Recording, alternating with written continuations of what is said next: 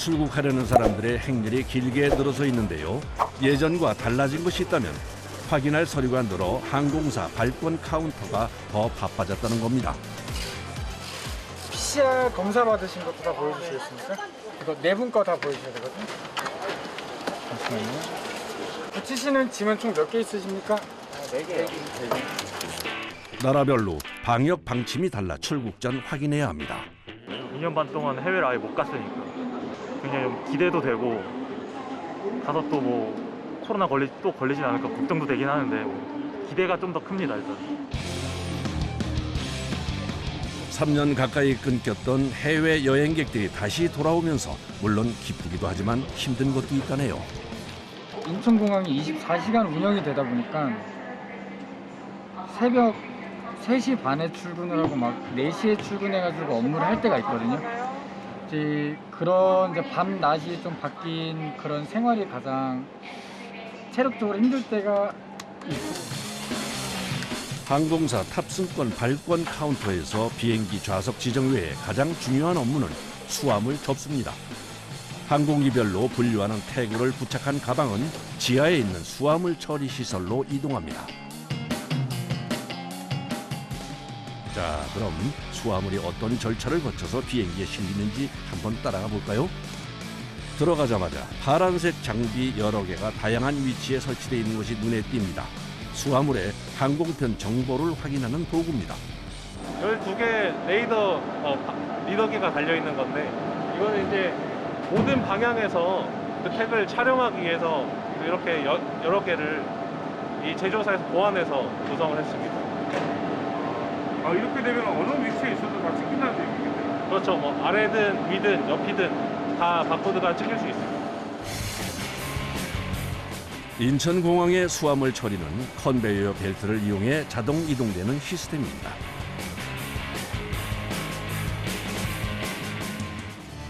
그런데 이상하게 어떤 수화물은 가던 방향을 옆으로 틀어서 따로 빠지는 것이 보입니다. 여기는 이제 체크인 카운터에서 엑스레이 검색을 하고도 이제 조금 아직 의심스럽다 하는 수화물들을 추가 검색하는 장소이고요. 근데 체크인 카운터에서 내려오는 모든 수화물이 그렇진 않기 때문에 이쪽에 보시는 그 하이스피드 다이버터라고 하는데 이 장비로 그 의심되지 않는 수화물은 일반 라인으로 보내고 의심되는 수화물을 그쪽에 있는 CT 장비로 보내서 추가 검색을 하고 있습니다. 입국할 때와 같이 출국 수화물도 철저히 검사를 진행하는데요. 1차 엑스레이 장비를 통해 위험물을 판독하고 의심되는 수화물들은 따로 분류해 추가 검색을 시행합니다. 모든 수화물은 개별 운송되는 시스템으로 이렇게 각각의 트레이에 실려 이동합니다.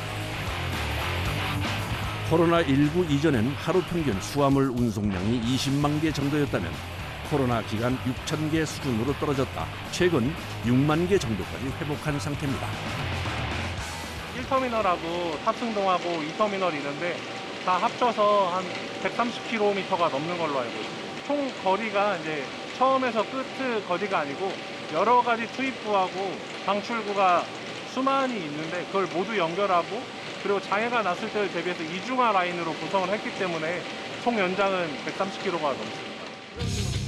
이곳은 수화물 운송 시스템을 제어하고 감시하는 수화물 처리시설 운영센터입니다.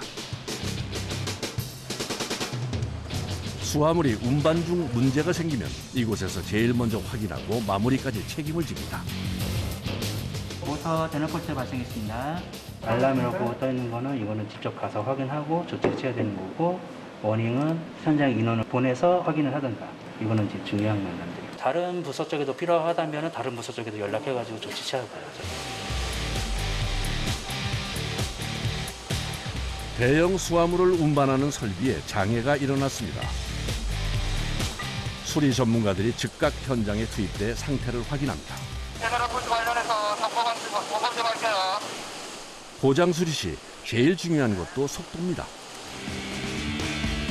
고장난 부분을 빠르게 진단하고 최대한 신속하게 수리를 진행해 복구 시간을 줄여야 합니다.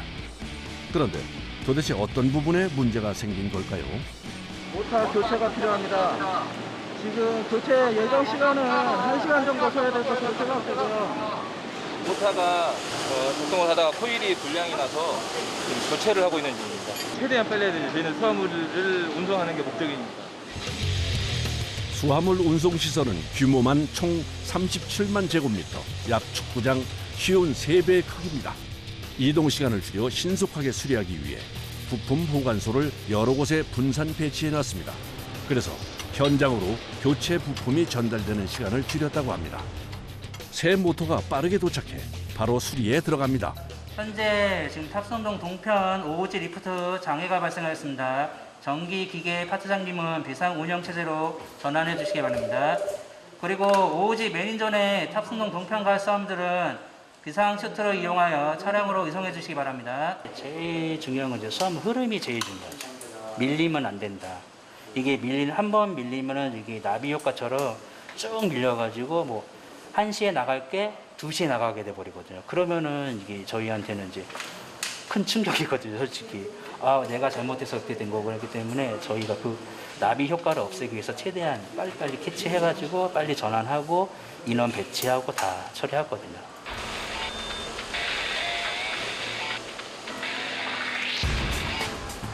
또 다른 작업자들이 현장에 투입됐습니다. 비상 체크 내방에서 수화물 이동 처리하겠습니다. 예, 알겠습니다. 시스템 고장에 대비해 분기점마다 설치되어 있는 비상 슬라이드 통로를 개방합니다. 그리고 작업자들이 직접 짐을 옮기기 시작합니다.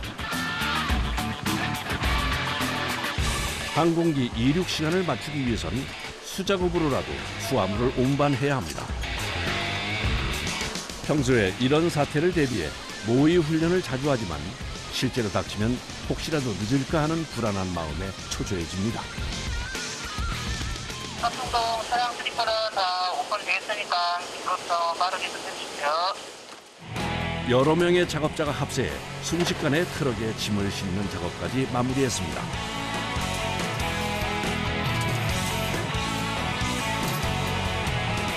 우여곡절이 많았지만 짐은 무사히 제 시간에 항공기까지 도착할 수 있게 됐습니다.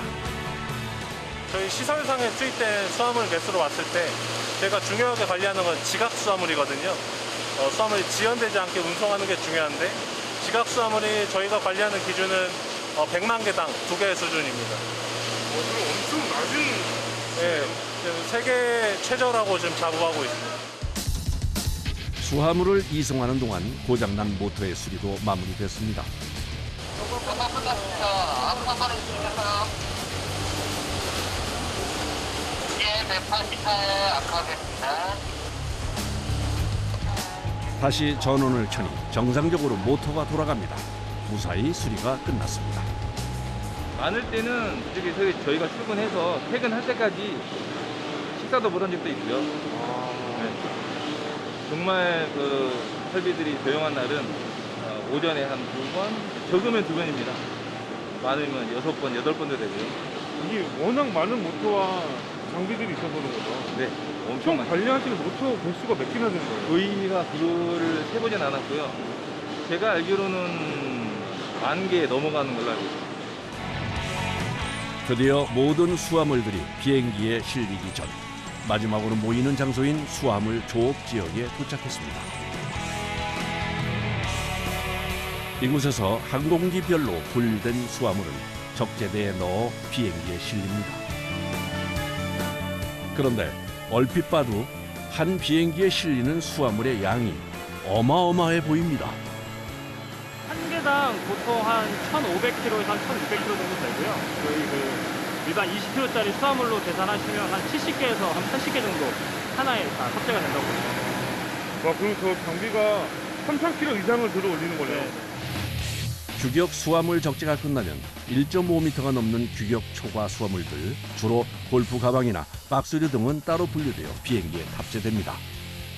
ULG 실으면 그래도 케이스 안에 보관이 되니까 사실 큰 문제가 생기기는 별로 없는데 골프백이나 좀 길고 날카로운 거, 악기들 이런 걸 실을 때는 탑재를 잘못하거나 탑재를 제대로 했는데 패킹을 잘못하면 항공기 동시에 손상이 갈 수도 있고 또 내용물이 또 파손이 되는 경우가 비일비재하거든요. 그러다 보니까 저희도 좀 신경을 써서 보고 있는 편입니다.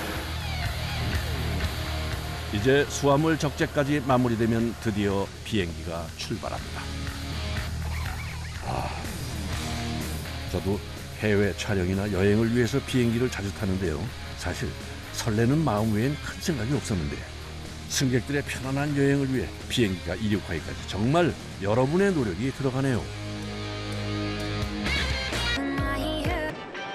여행에서 막 돌아온 사람들이 짐이 나오기를 기다리고 있는데요. 그 시간 공항 한편 사무실에선 여러 명의 작업자가 미동도 없이 모니터를 주시하고 있습니다. 뭘 확인하는 것일까 봤더니 수화물 엑스레이 탐지 중입니다. 이게 아무리 단순한 이미지라고 할지라도 숨겨오는 사람 입장에서는 되게 구석구석 잘 숨겨올 수가 있거든요. 특히 이제 마약 같은 경우는 사람 눈에도 잘 보이지 않을 뿐더러 엑스레이 이미지상에서도 다른 옷가지랑 섞이면 잘 보이지 않기 때문에 그래서 항상 긴장하고 여기 항상 의심 물품이 있다라는 생각을 들고 그런 의미로 판독을 하고 있습니다. 인천공항으로 들어오는 모든 위탁 수화물은 엑스레이를 통해 1차 검색이 이루어지는데요. 요즘 공항 이용객이 늘면서 더 바빠졌다고 합니다. 그런데 이때 작업자의 눈빛이 날카로워졌습니다. 뭔가 문제가 있는 것 같은데요. 빨간색 버튼을 누르는 작업자. 지금 나온 가방 옐로우 실 채워주세요. 지금 같은 경우는 이제 가방에 의심 수화물이 있는데 불법 의약품을 의심이 돼서 옐로우 실을 채우고 현장에 계신 반장님한테 이제 부탁을 드립니다. 빨간색 버튼을 누르면 현장에 있는 작업자들이 수화물을 즉시 컨베이어 벨트에서 내린 후 검색 대상 태그가 부착됩니다. 그런데 검색 태그 색깔이 빨강, 노랑, 초록, 주황 4가지나 되네요. 레드실 같은 경우는요, 쉽게 생각하시면 이제 총기 관련이라고 생각하시면 될 거예요. 총기의 부품이라든가 뭐 실탄이라든가 또 가끔 이제 석궁 아니면 이제 전자충격기 같은 유해물품이 났을 때는 이 레드실을 채우고요.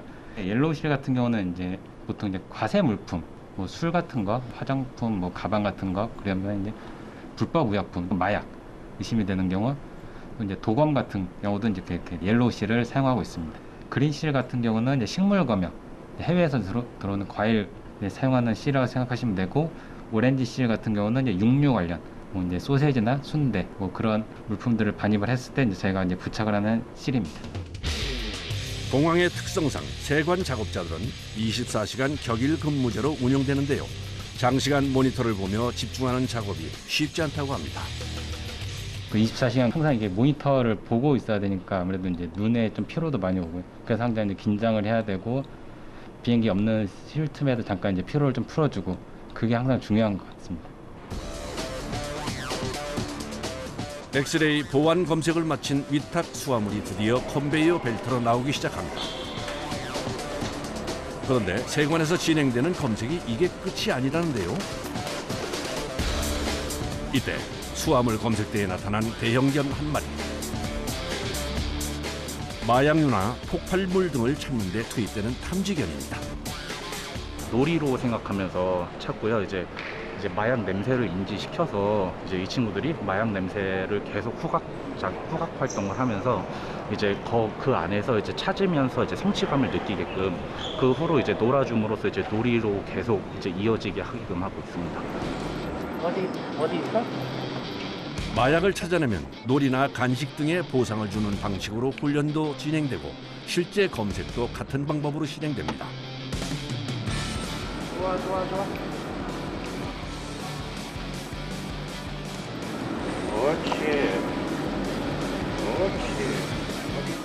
인천공항엔 현재 총 21마리의 탐지견이 활약 중인데요. 사람보다 후각이 10,000배 이상 뛰어나 검색에 효과적이라고 합니다. 승객들이 이제 나오시면서 우리 탐지견들을 이뻐해 주시고 존중해 주시고 이렇게 열심히 일한다고 저희 애들한테 이뻐해 주시고 막 이럴 때 저 많이 큰 보람을 느낍니다. 검색대 앞에서 갑자기 울리는 경고음. 가방 여기 주소 올려주시기 바랍니다. 세관에서 검색할 사람을 알려주는 신호음입니다. 혹시 신고하실 분 있으세요? 네, 여기. 저희가 그러면 한번 확인만 해보겠습니다. 신고서 저희가 확인할게요. 검색 태그가 부착돼 나온 수화물은 다시 한번 점검을 받아야 합니다. 동안 여러 가지 부탁드립니다. 선생님 혹시 해외에서 구매하신 물품이나 뭐 의약품 같은 거 가지고 오신 거 있으신가요? 아니, 없을 겁니다. 구석구석 꼼꼼히 검사를 진행하는 생활원.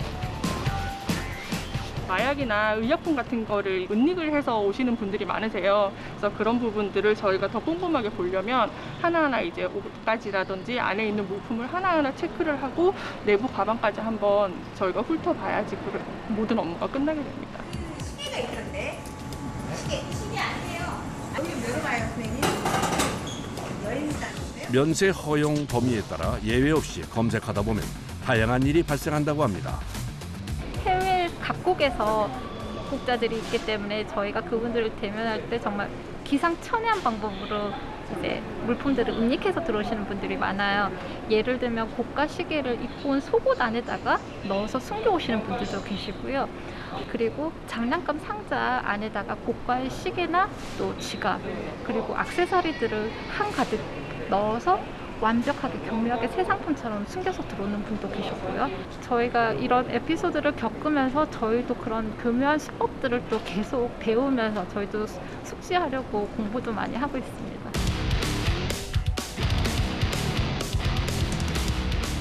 이곳은 항공기의 지상 이동과 안내, 통제를 담당하고 있는 관제탑입니다. 첫 일과는 업무 회의입니다. 오늘은 날씨가 좋아서 저 시정 없는데 항상 이렇게 이벤트 생기면 보고 잘할 수 있도록 그리고 오늘 교통량은 T1이 246대 그리고 화물 215대 예, 그래서 583대 오늘 583대 비행기 계속 늘고 있어요. 지연 없도록 잘해주시고 매일 하고 있습니다. 매일 365일 매일 예 그리고 이제 이벤트가 좀 급한 이벤트 있거나 좀 그런 이슈가 좀 큰 게 있으면 여기서 이것도 못해요. 바로 올라가서 또 우리 같이 이렇게 더블로 이렇게 근무를 막 해줘야 되기 때문에. 안녕하십니까. 안녕하세요. 네, 순서 잘 하십시오. 주간과 야간 2교대 근무. 주간 근무팀이 출근하면 이제 야간팀은 퇴근입니다. 네, 고생하셨습니다. 네.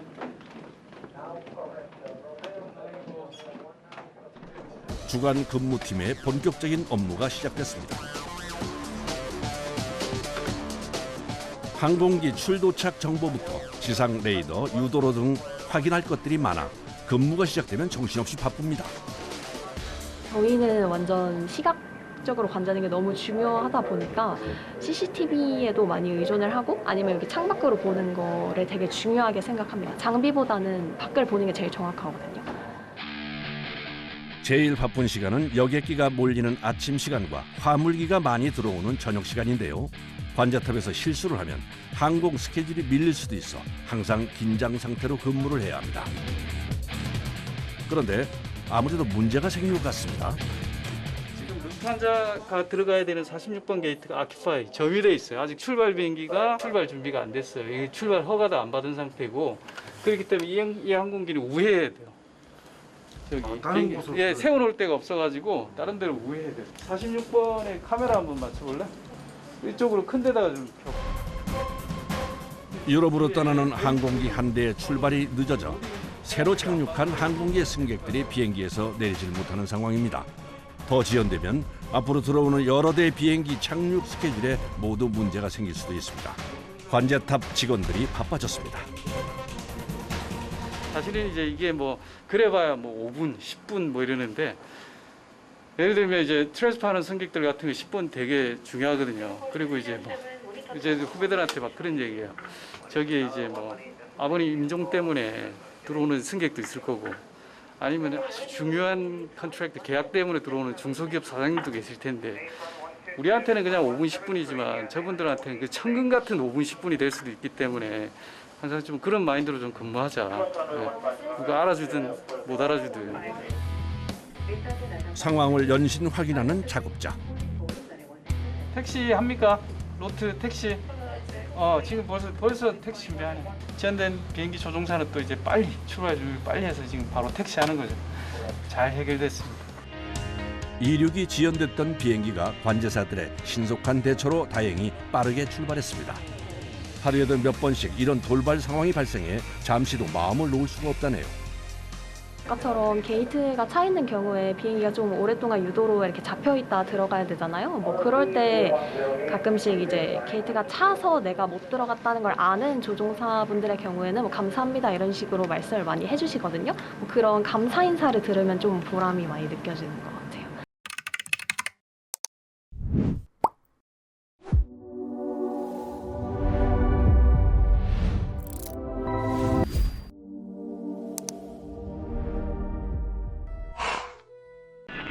다음 날 아침 인천공항을 다시 찾았습니다.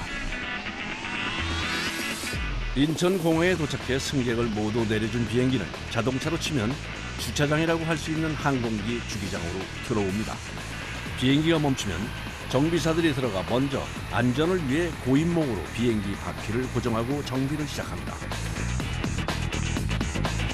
비행 후엔 정해진 점검 리스트에 맞춰 정비가 시작됩니다. 앞바퀴 타이어를 시작으로 동체 외부의 파손, 균형, 부식 여부를 정비사가 직접 육안으로 확인하는데요. 가장 중점을 두는 부분 중 하나가 엔진입니다. 엔진 내 외부에 이물질이 있는지 확인하는 것이 중요하다고 하네요. 또 이륙 시마다 해줘야 하는 일이 있는데요. 랜딩 기어 세척입니다. 비행 전 유압액을 이용해 깨끗이 닦아줘야 고장나는 것을 방지할 수 있다고 합니다.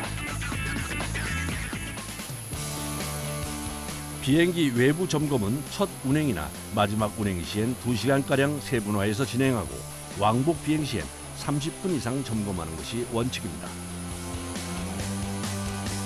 사실 안전한 비행은 항공기의 정비부터 시작되기 때문에 소홀히 할 수 없는 작업입니다.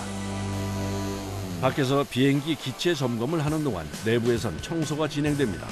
먼저 쓰레기를 수거하고 테이블과 의자 청소를 한 후에 바닥 청소를 하는데요. 아이들이 바닥을 기어다니는 일이 비일비재하고 기내 먼지의 원인이기도 해서 신경 써서 해줘야 한다고 합니다. 청소는 다음 비행을 위해 신속하게 진행할 수밖에 없는데요. 보통 10명 정도의 인원이 들어가 40분 이내에 마무리합니다. 청소를 빨리 해야지만 그 다음에 이제 승무원들이 점검하고 그 다음에 이제 승객을 받을 준비해야 되니까 그런 시간적인 그거기 때문에 청소한 사람들은 최대한 대로 빨리 처리를 끝내게 되는 거죠. 그리고 코로나19 이후 중요해진 것이 소독입니다. 안전을 위해 매 비행 시마다 소독을 진행한다고 합니다. 코로나 때문에 이제 방역 당국에다가 보고를 해야 돼가지고 이제 보고 차원에서 이제 소독을 하고 소독 그 검사 소독 완료 그게 있거든요. 보고서 같은 게 있어요. 그래가지고 그거를 이제 보내주면은 이제 승인이 나면은 그때 플라이트가 비행이 다시 나갈 수 있고 그런 식으로 지금 진행되고 있습니다. 외부 점검을 마친 정비사가 이번엔 조종실에 들어왔습니다.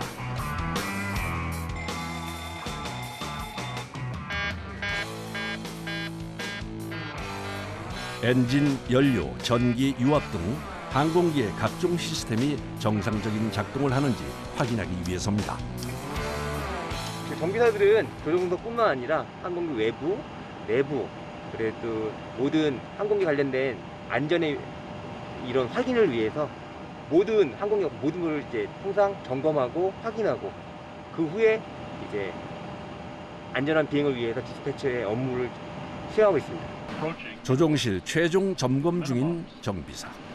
엔진 관련 경고등이 들어와서 좀 더 세부적으로 안전에 관련된 사항이기 때문에 확인하기 위해서 점검하려고 합니다. 엔진은 항공기 운항에 굉장히 중요한 부분이라 세심한 관리가 필요한 곳인데요. 오늘 문제가 되는 것은 공기 압력을 조절하는 부품입니다. 이 부품은 엔진에서 에어소스를 항공기 필요한 여압에 공급하는 장치인데요.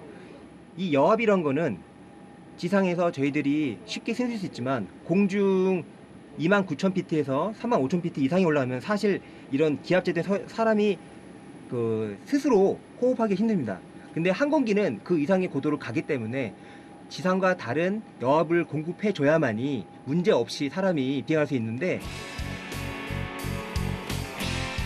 간단히 말하면 높은 상공에서 지상과 같이 편하게 호흡을 할 수 있게 만들어주는 장치의 주요 부품입니다. 크기는 작아 보여도 국내에 고급차 정도의 가격과 대등소유합니다. 아, 이 조그만 부품이요? 아, 네. 굉장히 항공 부품이 대부분 이제 저희 나라에서 만드는 게 아니라 대부분 수입하기 때문에 굉장히 고가의 부품이 굉장히 많습니다. 엔진 부품 교체와 정비가 모두 마무리됐습니다. 플라이트의 대형 지형 중에 만약 결함이 해소되지 않은 상태에서 디포할 수 없기 때문에 저희들이 항공기 들어왔을 때 결함을 안고 들어와서 저희들이 안전하게 조치하고 비행에 문제 없도록 지원하고 있습니다.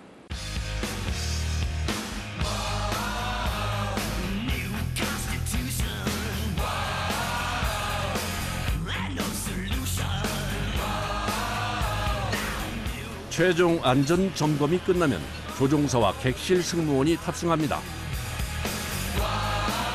그런데 조종사가 밖으로 나오더니 점검이 끝난 비행기의 기체를 다시 확인하기 시작합니다. 그것도 20분 이상 아주 구석구석 꼼꼼히 검사합니다. 물론 정비에서도 점검을 하지만 기장이 최종적인 책임이 있기 때문에 항공기를 외부부터 내부까지 모든 걸 준비가 완료됐을 때 출발을 할 수 있습니다. 네. 굉장히 중요한 작업이에요. 네. 제일 중요한 첫 작업이라고 할 수 있죠. 그 시간 승무원들도 분주한데요. 기내 물품부터 장비들까지 사전에 확인할 것들이 많습니다. 저희 현재 기내 온도 설정 22.5도로 되어 있고요. 제가 23도로 설정 도와드렸습니다. 객실 채우시면 앞쪽으로 콜주세요. 너무 더워서 지상에서 이렇게 또 계단으로 들어오시다 보면 외부 공기가 합선돼서 많이 더워하시는 경우들이 있어서요. 들어올 때 쾌적한 공기를 드리고자 최적의 온도를 맞춰드리고자 현재 컨트롤 좀 해드리고 있습니다. 바쁘게 기내 점검을 하던 승무원이 텅 빈 짐칸을 확인하는데요. 특별한 이유가 있는 건가요? 저희 기내에 혹시나 유실물 없는지, 그리고 추가적으로 혹시나 폭발물 같은 그런 장비물 없는지 확인 한 번 더 하고 있었습니다. 어서 오십시오. 드디어 승객들의 탑승이 시작됐습니다. 탑승이 시작되면 승무원들은 정말 눈코 뜰 새 없이 바빠집니다. 노약자분들이나 조금 거동이 불편하신 분들이 있어요. 다리를 다치셨다거나 그런 분들을 짐을 올려드리거나 그걸 혼자 하실 수가 없기 때문에 저희 각별히 좀 짐을 같이 올려드리거나 아니면 자리를 또 못 찾으세요. 좀 나이가 드신 분들은. 왜냐하면 다 영어로 써져 있기 때문에. 그래서 승무원들도 이제 승객분들 같이 짐 도와드리면서 아무래도 상해 위험이 좀 많아서. 비행기의 문이 닫히고 조종실도 마지막 확인에 들어갑니다. 네. RPM을 잘 보고 컨펌하면서 절차 수행하도록 하겠습니다. 네. 안전 운항이 최선이기 때문에 계속 체크하면서 어디에 문제가 있는지 아니면 시스템들이 잘 작동하는지 이런 것들을 계속 체크하면서 비행을 하고 있습니다. 가족 여러분, 우리 비행기 곧 출발하겠습니다. 드디어 출발합니다. 제가 탄 것도 아닌데 왜 설레는 걸까요? 저도 여행 가고 싶어지네요.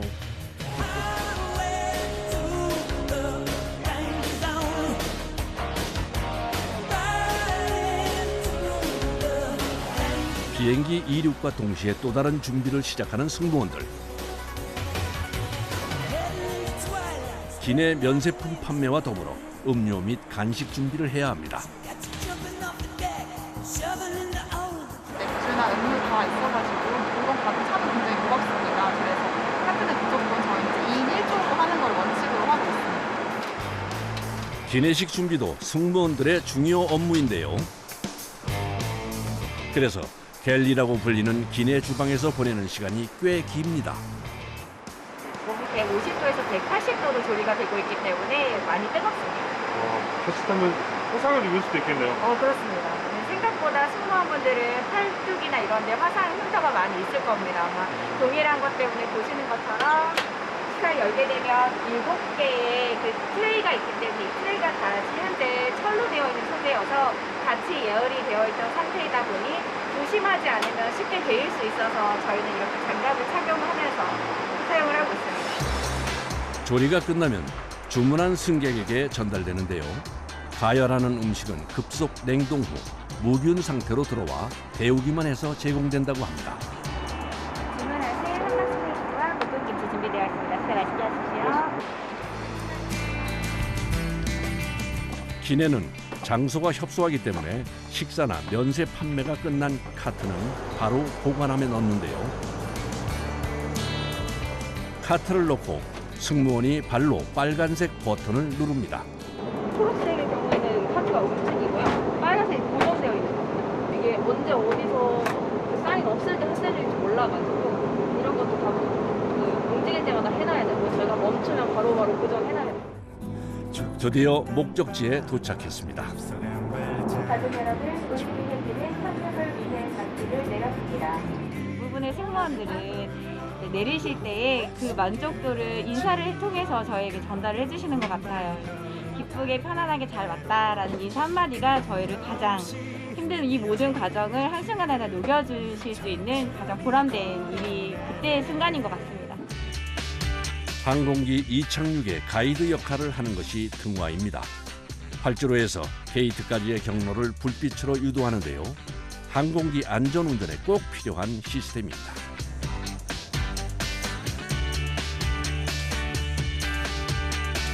벽면 가득 모니터가 들어차 있는 이곳은 인천공항의 모든 항공 등화를 제어하는 곳입니다.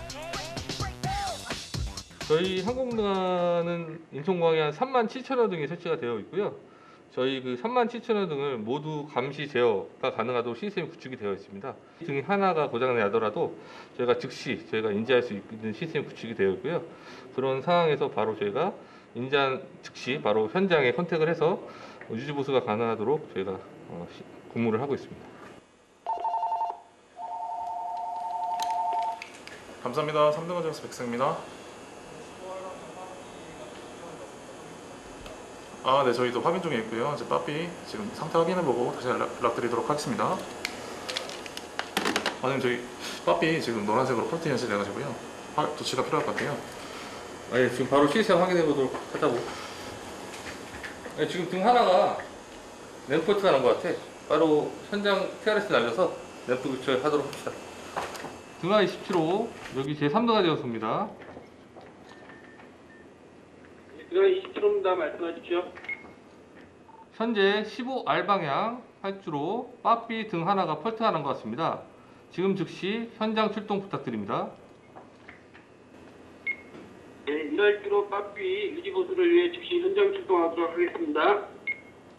현재 지금 15방향에는 1활주로 빠삐 하나가 램프가 난 상황이었습니다. 그래서 이 L자가 램프가 현장에서 고장이 났다 라는 알려주는 상황이 되고, 이거를 저희가 인지한 상태에서 현장 나가서 유지보수를 시작하는 거고요. 빠삐라고 불리는 진입각 지시등은 비행기의 착륙 시 적정한 각도를 알려주는 등으로 고장이라면 큰 문제가 생길 수 있는 중요한 조명입니다. 문제가 있는 즉시 수리 전문 인력이 현장으로 출동합니다.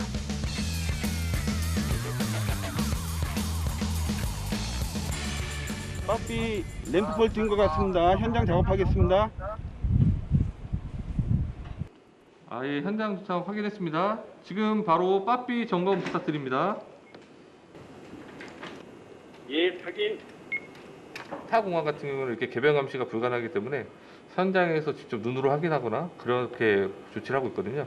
저희는 이렇게 시스템이 다 구축이 되어 있어서 등 하나하나에 대한 상태를 다 감시할 수가 있습니다. 인천공항의 면적은 총 5,500만 제곱미터, 여의도의 16배 크기입니다. 그 넓은 공간에 총 25종의 등기구가 설치되어 있는데요. 그 개수만도 무려 37,000개가 넘습니다. 그렇다 보니 매일 고장이 나는 등이 생길 수밖에 없고, 그래서 16명의 직원이 이 교대로 24시간 근무하며 등 확인 및 수리, 교체를 신속하게 처리한다고 합니다. 1활주로 빠삐 전원 점등 좀 해주십시오. 꺼져 있던 등이 환하게 켜집니다. 수리가 아주 잘 된 것 같습니다. 이런 더운 날씨라든가 또 눈 오고 비 오고 그런 날씨 365일 저희는 이게 엔따를 운영하면서 일을 처리를 해 나가야 되는 입장이기 때문에 그런 앞조건이라는 게 좀 있긴 하죠. 기후적인 면에서 날씨적인 것에 대해서 그런 거 이외에는 크게 마음먹게 달렸다고 보시면 될 것 같아요. 사무실에선 작업자가 현재 수리 상태를 시스템을 통해 실시간 확인 중입니다. 예, 현장 램프 교체 완료하였습니다. 상태 좀 확인해 주십시오. 예, 지금 확인한 부분 결과 램프 폴트는 사라졌고 정상 상태로 확인됩니다. 예, 수고하셨습니다. 아무래도 이통광 자체가 24시간 운영해야 되고 그런 24시간 운영하기 위해서는 상시 저희가 문제 없도록 아까 같은 빠삐 등 하나조차도 상시 문제 없도록 운영해야 되는 상황이다 보니까 어떻게 보면 그런 장애 상태가 언제 날지 모르거든요. 상시 긴장해야 되고 그래서 그 긴장감 놓지 않고 일해야 되는 게 가장 어려움이라고 보면 될 것 같습니다. 유해동물 통제팀. 공항에 유해동물이 있을까 하는 생각이 들기도 하지만 각종 새와 고라니, 유기묘와 유기견은 항공사고의 주요 원인 중 하나입니다. 특히 새는 비행기에 부딪히거나 엔진 속으로 빨려들어가 대형 사고를 유발할 수도 있습니다. 퇴치용 총과 공포탄을 준비해 순찰을 시작합니다. 외부 유입을 막기 위해선 공항 밖까지 확인해야 해 순찰 범위가 넓습니다. 저희가 랜드 사이드도 있지만 에어 사이드 안에서 이동하는 거리가 하루에 130km, 150km가 되거든요. 이 안에서만요? 네네. 순찰을 돌면서 이동하고 그리고 저희가 순찰이 주기적으로 돌면 새들도 학습을 하기 때문에 이게 무작위로 돌고 있어요. 반복적이지 않게.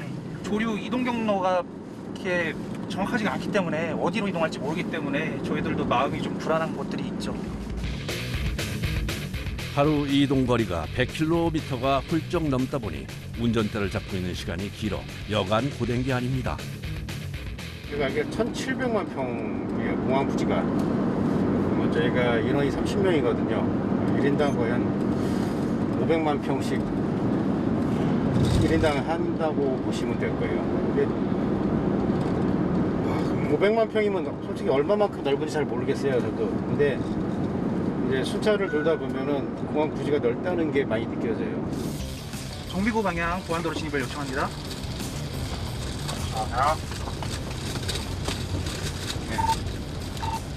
예, 진입하겠습니다.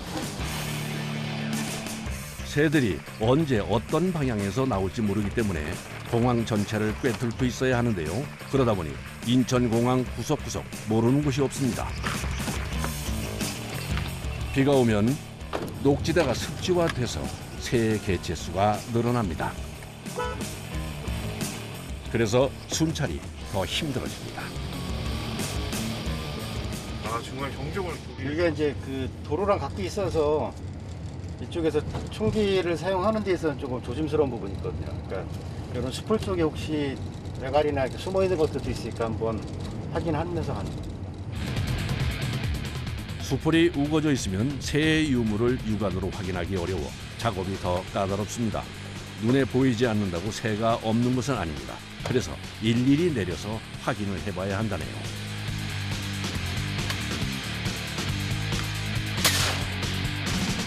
사살 목적이 아닌 퇴치가 주목적이기 때문에 대부분 공포탄을 많이 사용합니다. 이렇게 잦은 퇴치를 통해 새들에게 이곳을 위험한 서식지로 인식시켜야 다시 오지 않는다고 합니다. 이렇게 지금 숲을 속에 숨어 있는 경우들이 있어서 저희가 서식 확인차 이렇게 한 번씩 총기를 발표하고 있습니다. 조류 충돌로 인한 항공사고 피해는 전 세계적으로 연간 1조 원이 넘는다고 하는데요. 우리나라도 항공기와 조류 충돌 발생 건수가 해마다 적게는 100건에서 많게는 수백 건에 이른다고 합니다. 8마리 북측 바다 방향으로 나가는 거 확인했습니다. 수고하셨습니다. 네, 수고하셨습니다. 저희 851 쪽까지 순찰을 돌고 다시 TG2 쪽으로 해서 나가도록 하겠습니다. 네, 위치상황 확인했습니다. 이동 중에도 새를 찾기 위해 시선은 항상 창밖에 고정돼 있습니다. 하루 종일 이렇게 빽빽 도시는 거예요? 그렇죠. 저희는 이제 뭐 밥 먹을 때 빼고는 계속 이제 공항이 너무 넓으니까요. 이게 이제 계속 이제 순찰을 계속 하고 있거든요. 대형 항공기에 작은 새 한 마리가 부딪힌 것이 별 대수롭지 않은 일로 생각될 수 있는데요. 만약 1.8kg의 조류가 시속 960km의 항공기와 충돌할 경우 64톤의 충격이 발생한다고 합니다. 그래서 조종사들도 새들을 제일 두려워한다고 하네요. 에어사이드에서 랜드로 나가는데 저희가 저런 거는 그 최대한 빨리 나가게끔 하기 위해서 위협 사격을 하는 경우가 있거든요. 특히 공항 주변은 출입 금지 지역이 많아 사람의 접근이 어려워 새들이 서식하기 좋습니다. 이쪽에 수심이 얕고 먹이가 풍부하다 보니까 이런 백로라든지 외가리라든지 그 물고기를 잡아먹는 종류의 조류들이 이쪽으로 많이 서식하고 있죠. 그리고 오리들이 이쪽에 와서 휴식을 좀 취하고 있고요.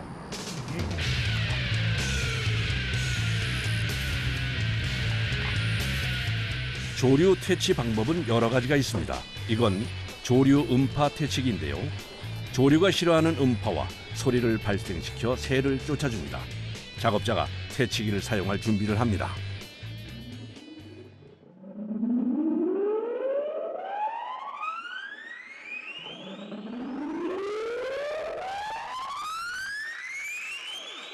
숨어있던 새들이 퇴치기에서 나오는 소리를 듣고 모두 공항 밖으로 이동합니다. 조류 음파 퇴치기를 사용하면 한 번에 많은 새들을 퇴치할 수 있다는 장점이 있습니다. 하루 퇴치 활동을 하고 일주일 후에 하는 게 아니라 매일같이 나와서 시간대를 달리해서 퇴치를 하게 되면은 그 부분들이 조류한테 학습이 돼서 이 지역에 살기에 좀 적당하지 않구나 하는 부분들을 인식하게 됩니다. 그래서 지역을 떠나게 되고 그 지역에 이제 조류가 없는 상태로 어느 정도 유지가 되는 부분이죠. 365일 24시간 100km가 넘는 거리를 운전하면서 다니는 일이 쉽지 않지만 안전을 위해 꼭 해야 하는 작업입니다. 지금은 어느 정도 개체수에 대한 부분들이 안정화되다 보니까 개체수를 어떻게 통제를 하느냐가 좀 문제인 거죠. 그래서 개체 서식지라든지 아니면은 학습을 통한 공항 유입을 막는다든지 하는 부분들이 지금 계속적으로 진행이 되고 이루어지고 있어요.